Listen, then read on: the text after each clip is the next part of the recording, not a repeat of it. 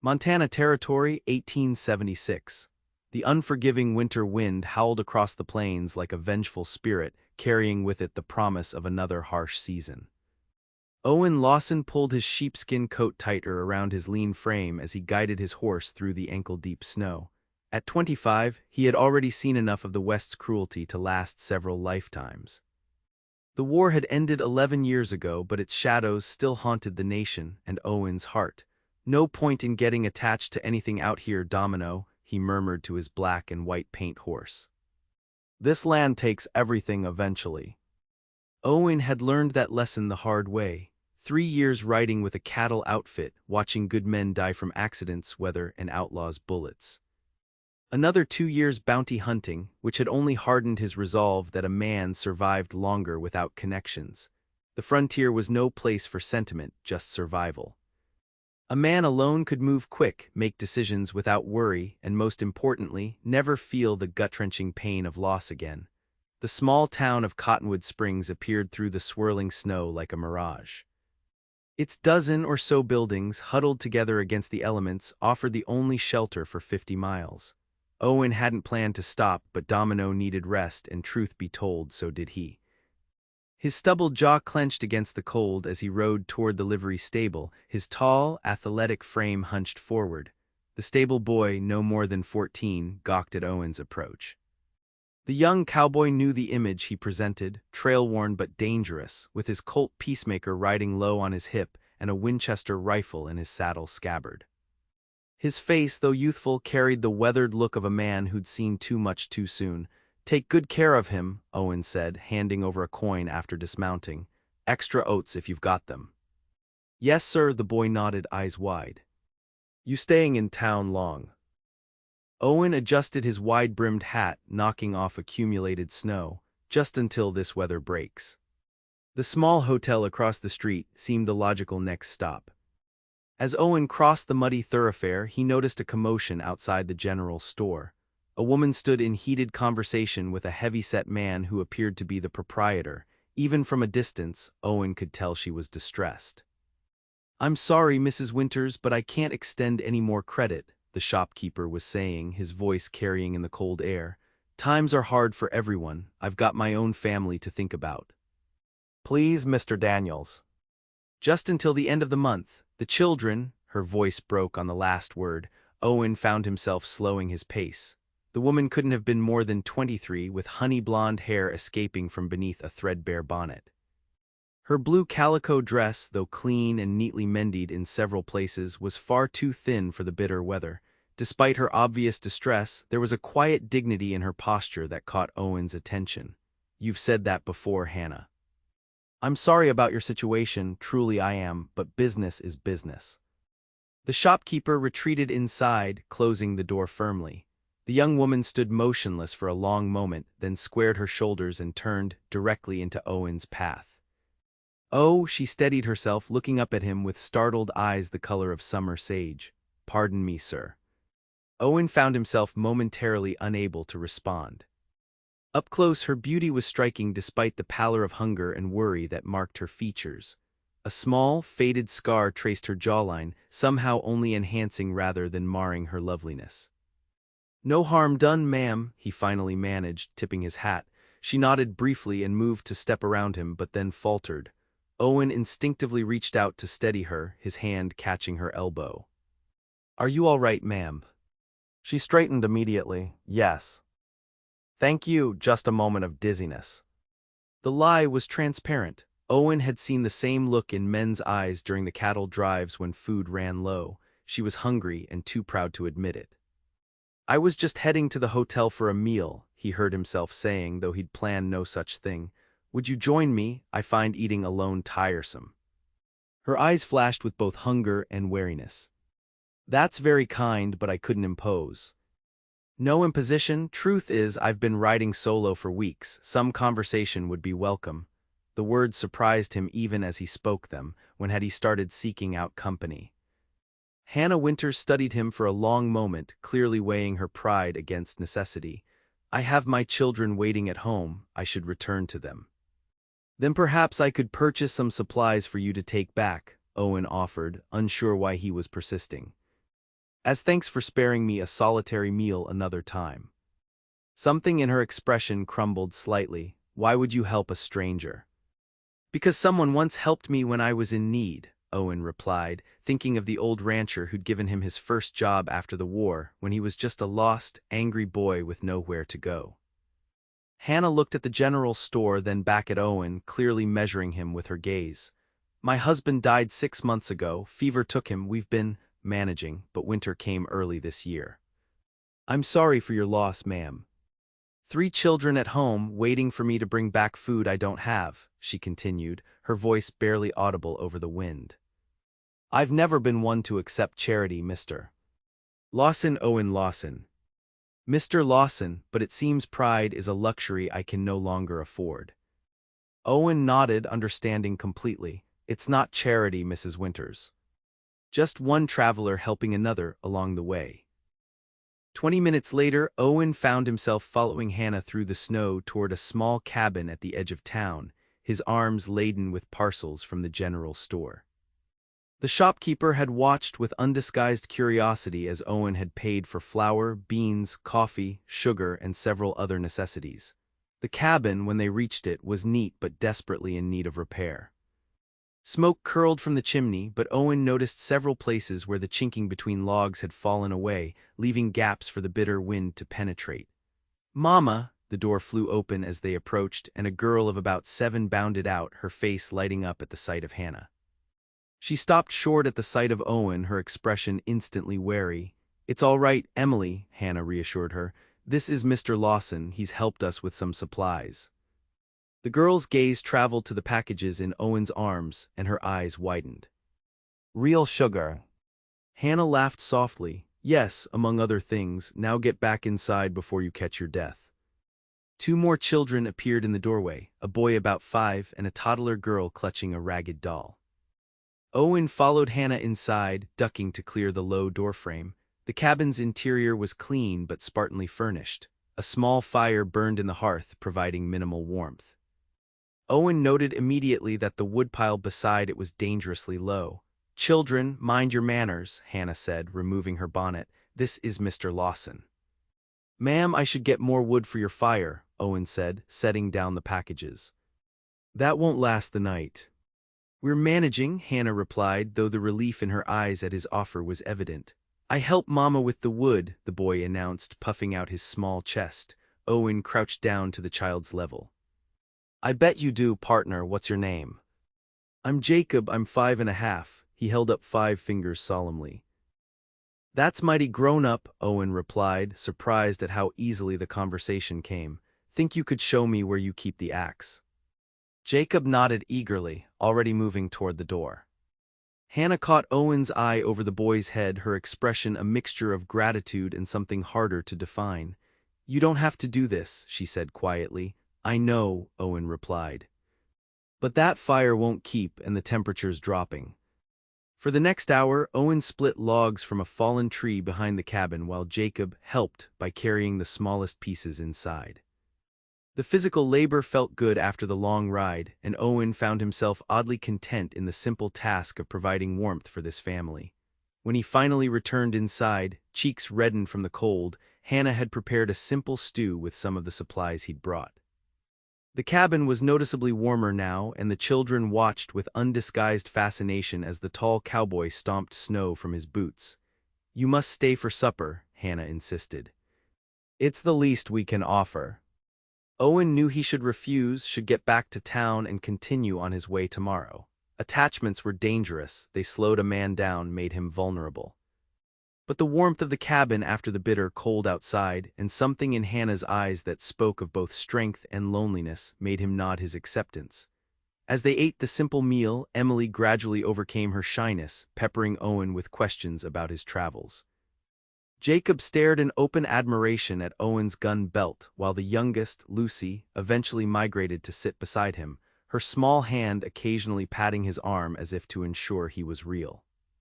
Have you fought Indians? Jacob asked through a mouthful of stew. Jacob, Hannah admonished, that's not appropriate dinner conversation. It's all right, Owen said, then addressed the boy. I've met Indians but never had cause to fight them. Most just want to live their lives in peace, same as anyone. Papa said they scalp people, Jacob persisted. Owen noticed Hannah's flinch at the mention of her late husband. Some might, but I've known white men who have done worse. A man's character isn't determined by the color of his skin or where he comes from. Hannah gave him a grateful look. That's what I've tried to tell them. Their father had strong opinions. The meal continued with lighter conversation, and Owen found himself sharing carefully edited stories of cattle drives and frontier towns. The simple pleasure of sitting at a family table, surrounded by conversation and warmth, stirred something long dormant within him. Later, after the children were asleep in the cabin's single bedroom, Hannah and Owen sat by the fire. She mended a shirt by the flickering light while he cleaned his revolver, the familiar routine of breaking down and oiling the weapon oddly comforting. "You're good with them," Hannah said suddenly. "The children." Owen looked up surprised. "I haven't been around little ones much." "It shows in how you listen to them. Most men wouldn't have the patience." He reassembled the gun with practiced movements. "They're good kids." "Yes," Hannah set down her mending with a sigh. "But they deserve more than I can give them right now." "You're doing fine." "Am I?" Her voice held a bitter edge. "Their clothes are patched and repatched, the roof leaks when it rains. And today I couldn't even feed them without a stranger's help." "We all need help sometimes," Owen said quietly. "Doesn't mean you're failing them."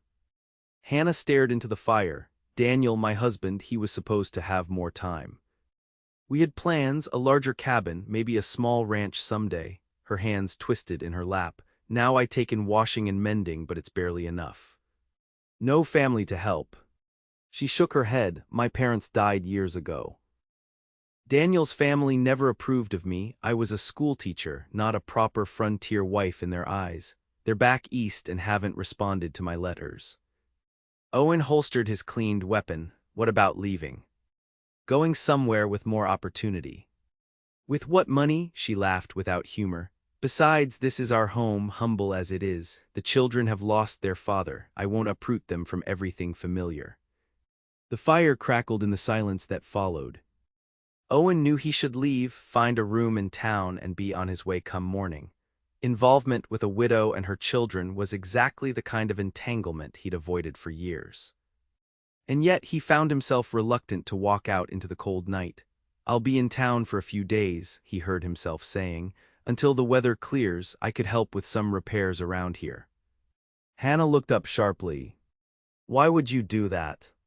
It was a fair question, one Owen wasn't sure he could answer. "Let's just say I've been traveling a long while. Might be nice to stay put for a bit, make myself useful." "We can't pay you." "Not asking for payment." Her eyes, reflecting the firelight, studied him intently. "Most drifters don't stop to help widows and orphans, Mr. Lawson." "I'm not most drifters," he replied simply. "No," she said softly, "I don't believe you are." The following morning, Owen returned to the cabin after securing lodging at the town's small hotel. He spent the day patching the roof and rechinking the logs, while Hannah worked inside and the children alternately helped and played in the snow. By the third day, Owen had repaired the sagging front porch, split enough wood to last weeks, and somehow found himself promising Emily to help her build a sled. The girl had attached herself to him like a shadow, her initial wariness replaced by chattering admiration that both amused and alarmed him.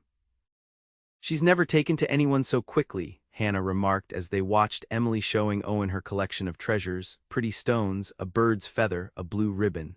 "She's a special one," Owen replied, uncomfortably aware of how easily he'd slipped into this domestic tableau. "All your children are." Hannah's smile faded slightly. "They've had a difficult time since Daniel died, Emily especially. She was very close to her father." Owen nodded, understanding the unspoken request to be careful with the girl's affections. He was leaving soon, after all. This temporary assistance wasn't meant to become anything more. Yet each evening, as he prepared to return to town, he found himself lingering longer. Hannah would offer coffee, or the children would beg for one more story. And Owen, against his better judgment, would stay, drawn by the simple warmth of human connection he denied himself for so long. On the fourth day, as Owen repaired a broken chair on the porch, a rider approached the cabin. Hannah, who had been hanging laundry despite the cold, straightened immediately, her posture tense. The man who dismounted was expensively dressed for the frontier, with a fur-lined coat and polished boots. He removed a bowler hat to reveal thinning hair and a florid face creased with displeasure. "Mrs.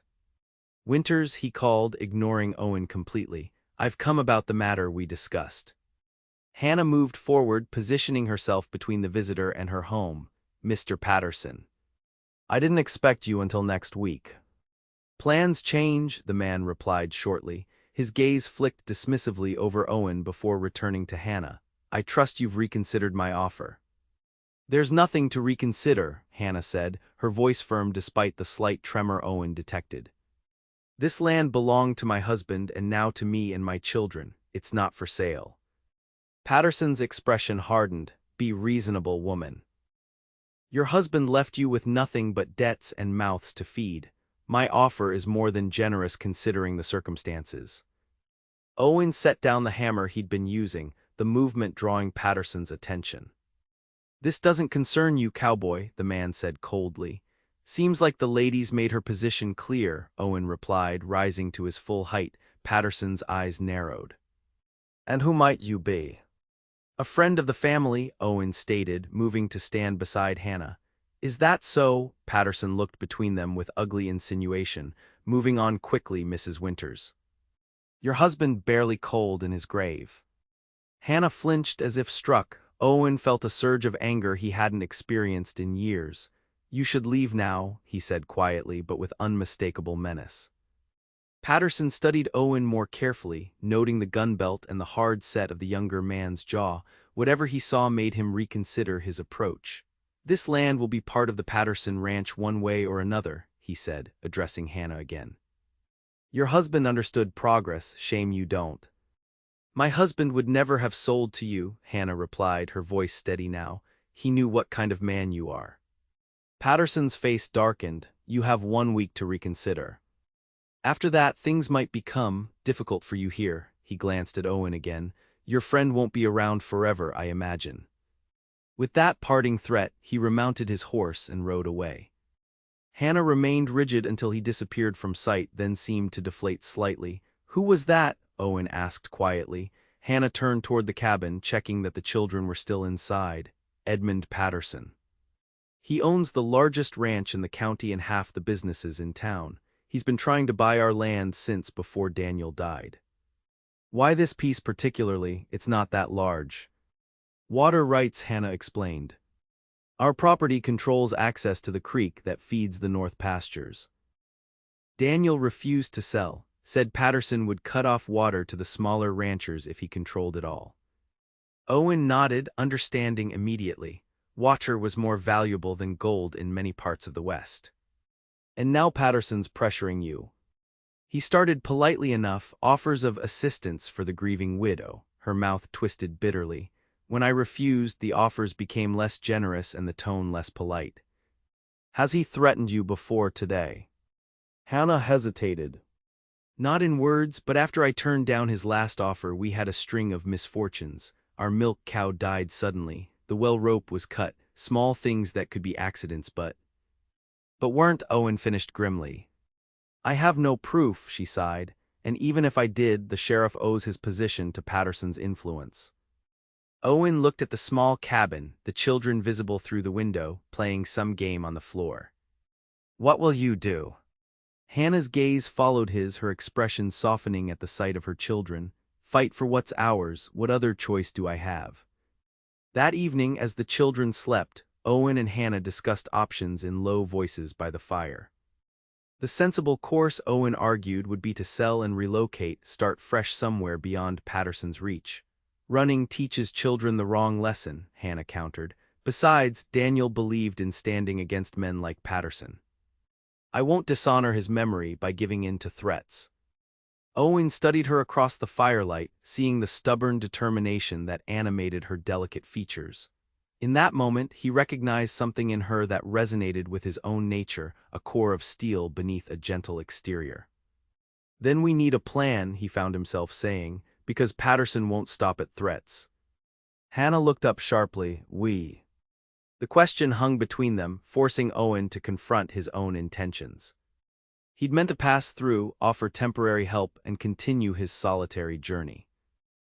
Getting involved in a land dispute against a powerful man was exactly the kind of entanglement he'd avoided for years. Yet the thought of riding away, leaving Hannah and her children vulnerable, sat like a stone in his gut. "Yes," he said finally, at least until this situation is resolved." The smile that illuminated her face sent an unexpected warmth through him. "Thank you, Owen." It was the first time she'd used his given name, and the simple intimacy of it unsettled him more than he cared to admit. The next morning brought unexpected visitors. Owen was chopping wood when 3 riders approached, rough-looking men who watched the cabin with calculating eyes. Hannah hurried the children inside as Owen set down his axe and moved to intercept the newcomers. "Help you with something?" he called, keeping his voice neutral even as his hand drifted toward his holstered revolver. The lead rider, a weathered man with a scar bisecting his left eyebrow, smirked, "Just passing through." "Heard there might be work at the Patterson spread." "Patterson Ranch is 15 miles west," Owen replied evenly. "You're off course." "That's so," the man made a show of looking around. "Nice little place here. Shame if anything happened to it." The threat couldn't have been more transparent. Owen shifted his stance slightly, ready to draw if necessary. "I'd recommend continuing your journey." "Now." The scarred man's eyes narrowed as he assessed Owen more carefully, noting the confident stance and the well-worn gun belt that spoke of experience rather than show. "You the new man around here?" he asked, his tone changing subtly. "Heard the widow was alone." "You heard wrong." A moment of tension stretched between them before the leader nodded slightly. "Must've." He gathered his reins. "We'll be moving on for now." Owen watched them ride away, his mind racing. Patterson was escalating quickly, sending men to intimidate rather than waiting the week he'd promised. That suggested desperation or opportunity that wouldn't wait. When he returned to the cabin, Hannah was waiting, her face pale but composed. "Patterson's men." Owen nodded, "Likely. Just testing boundaries for now, but they'll be back." "The children are frightened," she said, looking toward the closed bedroom door where she'd sequestered them during the confrontation. "Pack some things," Owen decided. "You'll all stay in town tonight at the hotel." Hannah began to protest, but Owen cut her off gently. "Just for tonight, I'll stay here, keep watch. If they come back, better the children aren't present." She studied his face for a long moment. "And if they come in force, one man, even one as capable as you, can't stand against many." "I don't intend to fight," Owen assured her, "just to make sure nothing happens to your home while you're away." Hannah reluctantly agreed, and an hour later, Owen watched from the cabin porch as she led her children toward town in the small wagon he'd repaired the day before. Emily had protested leaving him behind, clinging to his leg until he'd promised to join them the next day. The sun set early, as it did in winter months, leaving Owen alone in the growing darkness. He made a point of keeping the lamps lit and moving visibly past the windows, making sure anyone watching would know the cabin wasn't deserted. Shortly after midnight, he heard the soft sounds of horses approaching. Extinguishing the lamp, Owen positioned himself near a window, Colt drawn and ready. 3 riders, the same men from earlier, dismounted a short distance from the cabin. They spoke in low voices, clearly debating their approach. Owen caught fragments, "Should be asleep by now, and just scare 'em good." One man carried a torch, its flame flickering in the darkness. Their intentions became clear as the scarred leader produced a bottle, likely containing kerosene. Owen eased the cabin door open and stepped onto the porch, his revolver leveled. "That's far enough." The men froze, caught in their approach. The leader recovered first, his hand dropping toward his gun. "I wouldn't," Owen said softly. "I've got the drop on you, and unlike you, I'm not being paid enough to die tonight." "You're outnumbered," the scarred man countered, though his hand halted its movement. "Maybe. But you'll be the first to fall." Owen's voice remained calm, almost conversational. "Is burning out a widow and 3 children worth your life?" Uncertainty flickered across the man's face. "Patterson just wants them gone. Said to make it look like an accident." "Patterson isn't here, I am." The standoff stretched for several long seconds before the leader slowly raised his hands. no need for blood. We'll ride out. Leave the torch and the kerosene, Owen instructed. After a moment's hesitation, the man complied, setting both on the ground before backing toward his horse. Patterson won't be pleased. Patterson can discuss his displeasure with me directly, Owen replied. Tell him Owen Lawson will be waiting if he wants to try again. The men mounted and rode away, leaving Owen standing in the darkness. He remained alert for hours afterward, suspecting a potential return, but the night passed without further incident.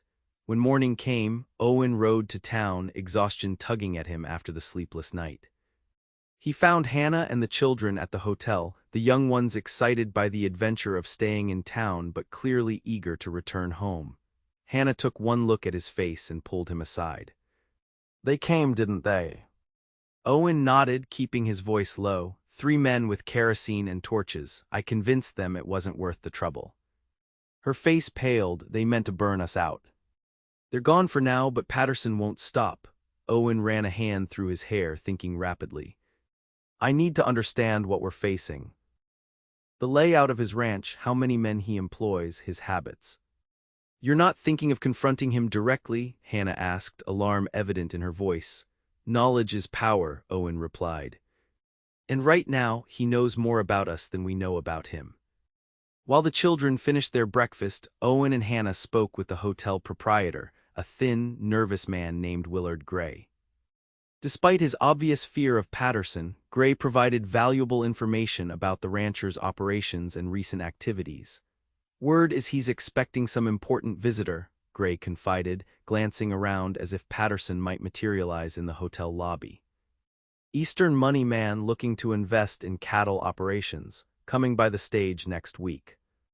Owen's mind worked quickly, so the timing isn't coincidental. Patterson wants Hannah's land secured before this investor arrives.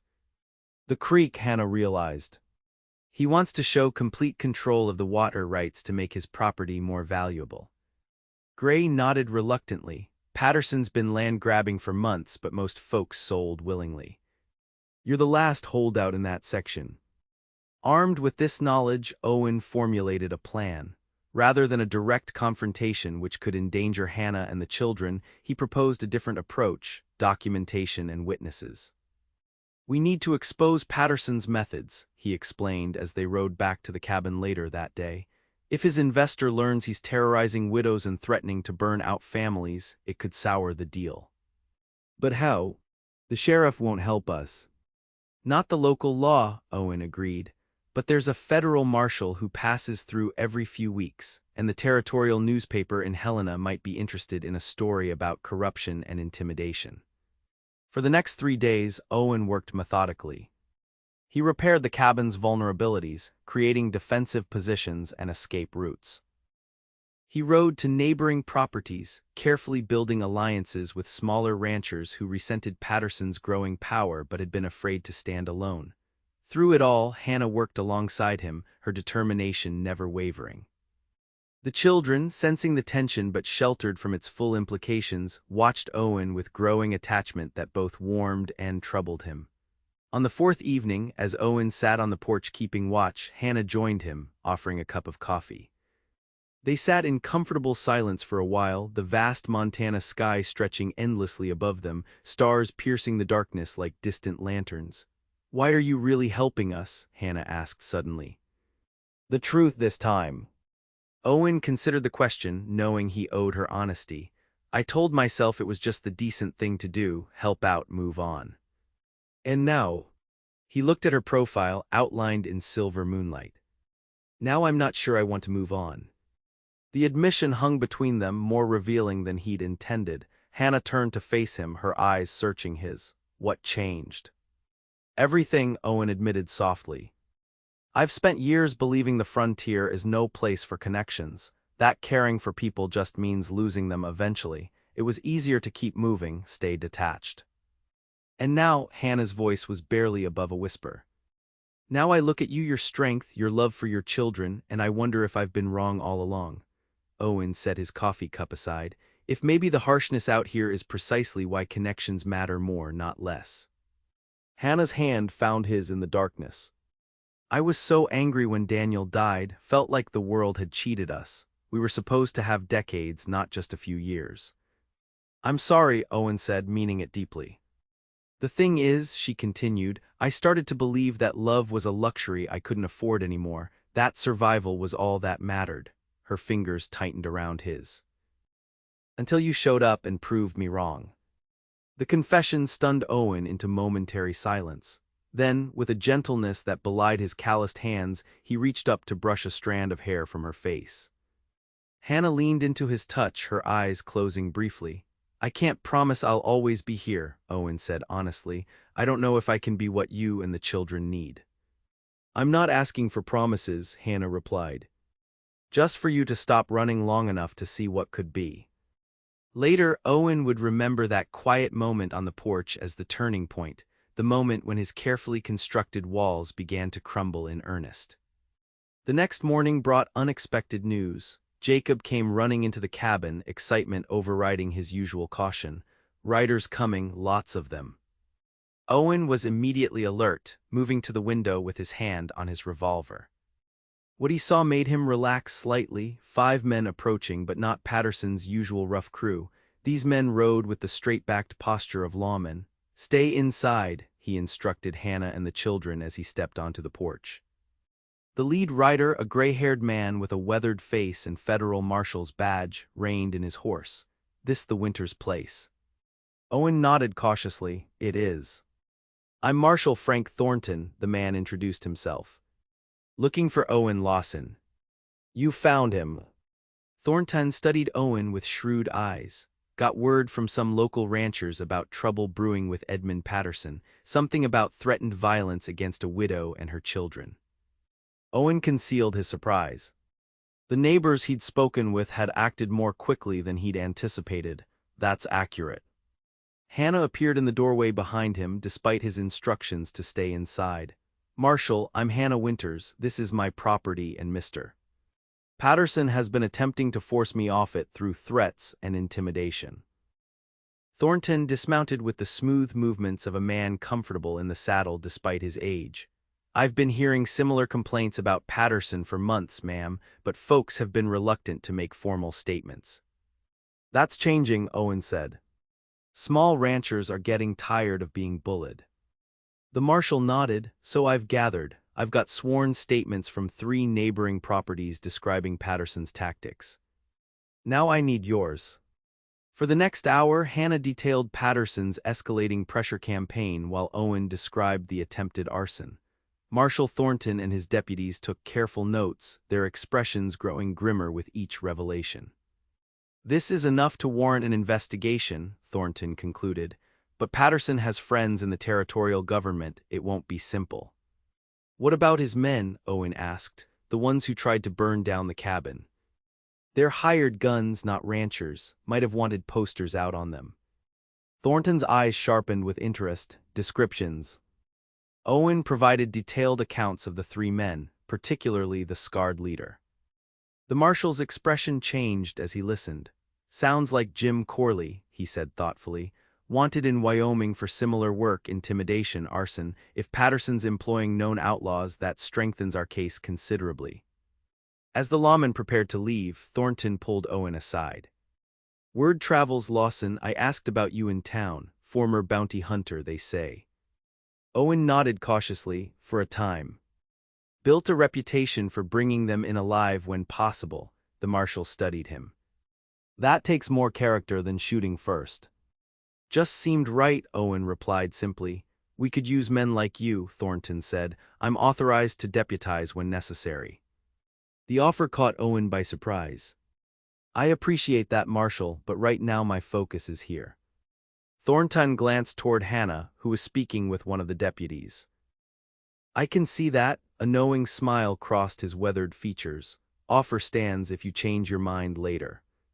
After the lawmen departed, promising to return with formal complaints against Patterson, a cautious optimism filled the cabin. The children, sensing the shift in mood, were more animated than they'd been in days. Is the bad man going away? Jacob asked Owen as they sat down for the midday meal. Owen exchanged glances with Hannah. The marshal is going to help make sure he stops bothering your mama. Emily, ever perceptive, studied Owen closely. Does that mean you'll leave too, when the bad man is gone?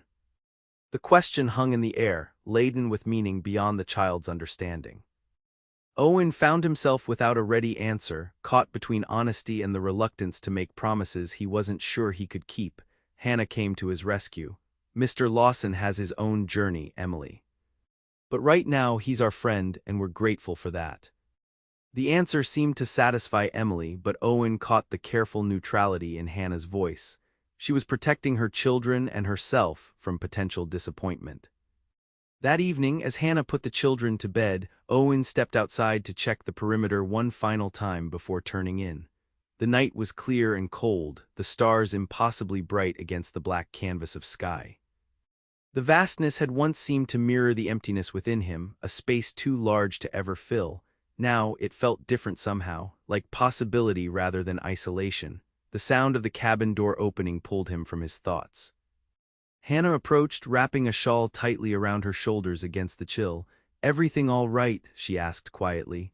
"All quiet," Owen confirmed, "just thinking." She came to stand beside him, following his gaze upward. "About the future," he admitted, "paths not taken." Hannah was silent for a moment, the marshal's offer. Owen nodded, partly. "I never considered staying anywhere permanently. Always thought my life would be moving from place to place." And now, the question echoed their earlier conversation, but carried new weight. "Now I'm not sure what I want," Owen said honestly, except, Hannah prompted when he fell silent. "Except that for the first time in years I'm thinking about tomorrow instead of just getting through today." He turned to face her. "And when I think about tomorrow, I see you and the children in it." The confession hung between them, more revealing than any words Owen had spoken in years. Hannah's eyes widened slightly, searching his face as if to verify his sincerity. "Owen," she began, then stopped, seemingly at a loss. He reached for her hand, drawing her closer. "I know it's too soon, you're still grieving Daniel. The children are just getting to know me. And this situation with Patterson isn't resolved." "All true," Hannah acknowledged softly, and yet, now it was his turn to prompt her. "And yet when I think about tomorrow, I see you too." Her fingers tightened around his. "It terrifies me, hoping again after everything." Owen understood completely. Hope was the most dangerous emotion on the frontier, more perilous than fear, more painful than anger. Hope made you vulnerable in ways that could destroy you when it was inevitably crushed. And yet, standing there under the vast Montana sky with Hannah's hand in his, Owen found himself willing to risk it. Their moment was interrupted by the distant sound of approaching riders. Owen tensed immediately, his hand dropping to his revolver as he moved protectively in front of Hannah. "Get inside," he said quietly. "Wake the children and be ready to leave through the back if necessary." Hannah hesitated only briefly before nodding and hurrying back to the cabin. Owen positioned himself on the porch, one hand resting on his holstered weapon as he peered into the darkness. 3 riders emerged from the shadows, and Owen's tension increased as he recognized Patterson in the lead, flanked by 2 armed men. They halted a short distance from the cabin. "Lawson," Patterson called, his voice carrying in the still night air. "I understand you've been telling tales to the federal marshal." "No tales," Owen replied evenly, "just the truth about your methods." Patterson dismounted, his movements stiff with anger. "You're interfering in business that doesn't concern you." "Threatening a woman and her children concerns any decent man," Owen countered. "I offered fair market value for this worthless piece of land," Patterson sneered. "More than it's worth." "Not worthless if you want it so badly," Owen observed. "Water rights must be valuable indeed to risk federal charges over them." Patterson's face reddened with anger. "Those charges won't stick. I have friends in Helena who will see to that." "Perhaps," Owen acknowledged, "but how will your Eastern investor feel about backing a man under federal investigation? Might make him reconsider the partnership." The arrow struck home. Patterson's expression shifted from anger to calculation. "You know about Whitcomb." "I know enough," Owen replied, "enough to understand why you're in such a hurry to secure this property before his arrival." Patterson studied Owen with new respect and deeper hatred. "You're smarter than you look, Cowboy, but you're still outmatched," he gestured to his men. "I could have you removed permanently. No one would question another drifter disappearing." "You could try," Owen agreed calmly. "But Marshal Thornton knows I'm here, and why? My disappearance would only strengthen the case against you." The standoff stretched between them, tension crackling in the cold night air. Finally, Patterson's shoulders slumped slightly. "What do you want?" he asked, his voice tight with suppressed rage. "For you to leave Hannah Winters and her children alone," Owen stated simply, "permanently."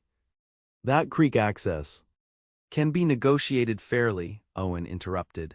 "Water rights can be shared without taking a widow's home." Patterson's eyes narrowed suspiciously. "You're proposing a compromise." "I'm stating a fact," Owen replied. "Either you negotiate water access legitimately or you face federal charges and lose your investor." "Your choice." Before Patterson could respond, the cabin door opened and Hannah stepped onto the porch. She moved to stand beside Owen, her presence both a statement and a challenge. "My husband always said you were more bully than businessman, Edmund," she said, her voice steady despite the danger. "Prove him wrong, make a fair offer for shared water rights, and we can all prosper." Patterson looked between them, clearly reassessing the situation. "You've found yourself a protector, Hannah, but he won't stay. His kind never do." The barb was aimed at Owen but intended to wound Hannah. Owen felt her slight flinch beside him, though her expression remained resolute. "That's my concern, not yours," she replied evenly. "Your concern should be Marshal Thornton's investigation and your meeting with Mr. Whitcomb next week." The mention of the investor again hit its mark. Patterson's ambitious plans clearly hinged on this partnership, and the threat of losing it carried weight. After a tense moment, Patterson nodded curtly. "I'll have my lawyer draw up a proposal for shared water access." But his gaze hardened. "Don't mistake this for surrender. This matter isn't finished." "Yes, it is," Owen stated firmly, "unless you want those federal charges to proceed." With a final glare, Patterson remounted his horse. "We'll speak again, Lawson, when you're alone." "I look forward to it," Owen replied evenly. They watched as Patterson and his men rode away, disappearing into the darkness. Only when the sound of hoofbeats had faded completely did Owen allow himself to relax slightly. Hannah released a shaky breath beside him. "Do you think he'll honor the agreement?" "Not willingly," Owen admitted. "But he's too shrewd to risk his business prospects over a personal vendetta, at least for now." They returned inside, where Owen insisted on checking that all was secure before they could truly relax. The children, thankfully, had slept through the confrontation, their peaceful faces a reminder of what was at stake. Later, as they sat by the fire, Owen shared his thoughts. Patterson's threat was real. "He'll wait until he thinks I've moved on, then pressure you again." Hannah nodded, unsurprised. "I know, men like him don't change." "Then perhaps we need to ensure he has a permanent reason to leave you alone." Owen spoke carefully, measuring each word. "What kind of reason?" Owen met her gaze steadily. "Me, here, not as a temporary protector but as someone with a stake in this land." Hannah's breath caught. "Owen, are you suggesting?" "I'm suggesting that I stay," he said simply. "Not just until this crisis passes but beyond it, if that's something you might want." "As what?" Hannah asked, her voice barely audible over the crackling fire. "A hired hand." "A partner." "As whatever would make you and the children happy," Owen replied honestly. "I know it's sudden, I know you're still grieving Daniel, but these past weeks have shown me what I've been missing all these years of drifting." Hannah's eyes glistened in the firelight. "The children have grown so attached to you already." "And I to them," Owen admitted, surprising himself with the depth of feeling behind the words. "And to you, Hannah." She looked down at her hands, twisting in her lap. "I never expected to feel this way again. After Daniel died, I thought that part of me was finished." "I understand if you need time," Owen assured her. "I'm not asking for promises." "Aren't you?" Hannah looked up, a small smile playing at her lips despite the tears in her eyes. "Staying sounds very much like a promise, Owen Lawson." He returned her smile, feeling a weight lifting that he hadn't realized he'd been carrying. "I suppose it does." The following days brought a flurry of activity. True to his word, Patterson's lawyer delivered a proposal for shared water rights, not generous, but fair enough to be workable with some negotiation. Marshal Thornton returned with news that Jim Corley, the scarred man who had attempted to burn the cabin, had been arrested in the next county for unrelated charges. With him in custody, we may get testimony against Patterson, Thornton explained during his visit. Men like Corley often trade information to lighten their sentences. The marshal also brought another piece of news. Whitcomb, the Eastern investor, has been delayed, won't arrive for another 2 weeks. Gives us more time to build our case if Patterson doesn't honor his agreement. As promised, Owen stayed. Days turned into weeks, and with each passing day, his presence at the Winters homestead became less extraordinary and more expected. He moved his few possessions from the hotel to the small storage shed behind the cabin, insisting on maintaining propriety despite his increasing closeness with Hannah. The children adapted to his presence with the remarkable flexibility of youth. Jacob began following Owen everywhere, solemnly attempting to mimic his movements and mannerisms. Emily, after her initial attachment, developed a more measured relationship built on Owen's willingness to take her seriously and answer her endless questions about the world beyond their homestead. Even little Lucy, at first wary of the tall stranger, now demanded her share of attention, especially at story time each evening. Winter began its slow retreat, the days lengthening incrementally. Owen threw himself into preparing for spring, repairing fences, clearing fields, making plans for crops. Hannah watched his investment in their future with quiet joy, though neither spoke directly of permanent arrangements. Then, 6 weeks after Patterson's nighttime visit, Owen rode into town for supplies and returned with unexpected news. "Patterson's leaving," he announced as he unloaded the wagon. "Sold his ranch to a consortium of smaller ranchers, including some of your neighbors." Hannah stared in disbelief. "Leaving, but why? What about his Eastern investor?" "Deal fell through," Owen explained, a hint of satisfaction in his voice. Apparently, Mr. Whitcomb heard rumors of Patterson's tactics and reconsidered the partnership. Without that backing, Patterson decided to cash out and head to California. "So it's over?" Hannah asked, scarcely daring to believe it. "Truly over." Owen nodded, setting down the last of the supplies. Marshal Thornton confirmed it. The new owners have already sent word that they intend to honor the water rights agreement. They're more interested in cooperation than confrontation. Hannah's relief was palpable. For the first time since Owen had known her, the shadow of worry that had constantly hovered behind her eyes disappeared completely. She looked younger, unburdened, radiant with happiness. That evening, after the children were asleep, Hannah and Owen sat on the porch, watching the first stars appear in the twilight sky. The air held the promise of spring, with subtle fragrances of thawing earth and new growth. "So," Hannah said after a comfortable silence, "with Patterson gone, you have no obligation to stay." Owen turned to look at her, studying the delicate profile that had become so dear to him. "Is that what you think, that I stayed out of obligation?" She met his gaze, vulnerability and hope warring in her expression. "You came to our aid when we needed it most. Now that the danger has passed, you might want to return to your travels." "Hannah," Owen said softly, taking her hand in his. "I didn't stay because of Patterson. I stayed because of you, because of Emily, Jacob, and Lucy. Because for the first time in years, I found something worth stopping for." Tears glistened in her eyes, catching the last light of day. "And now I find myself wanting something I never thought possible," Owen admitted. "A home, a family. A future that includes more than just surviving until tomorrow." Hannah's fingers tightened around his. "The children ask me every day if you're going to stay forever." "What do you tell them?" "That I don't know," she answered honestly. "That it's your decision to make." Owen shook his head gently. "No, Hannah, it's our decision, yours and mine." He reached into his pocket and withdrew a small object that caught the fading light. A simple gold band purchased that day in town with the last of his savings. "I know it's soon," he said, his voice uncharacteristically uncertain. "I know Daniel will always have a place in your heart, and he should. But if you could find room for me too." Hannah stared at the ring, then at Owen's face. "You want to marry me?"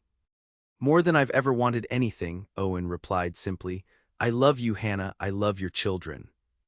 I want to build a life here if you'll have me. For a moment she remained silent, tears flowing freely now. Then, with a small laugh that held both joy and release, she nodded. Yes. Oh, Owen, yes. As he slipped the ring onto her finger, Owen felt the last pieces of his old self, the drifter, the loner, the man afraid to put down roots, fall away. In their place stood something new. A man with purpose, with love, with a family to protect and cherish. They were married 2 weeks later in the small church in Cottonwood Springs. Emily served as flower girl, scattering wildflower petals with solemn dignity. Jacob proudly carried the rings on a small cushion Hannah had sewn, his chest puffed out with importance. Lucy, not to be outdone, insisted on standing beside her mother throughout the ceremony, occasionally reaching up to touch the simple white dress Hannah wore. Marshal Thornton attended, along with several of the neighboring ranchers who had stood with them against Patterson. Even Mr. Daniels from the general store came, bringing a wedding gift of a fine coffee pot that Hannah had admired but could never afford. As Owen spoke his vows, looking into Hannah's radiant face, he marveled at the journey that had brought him here.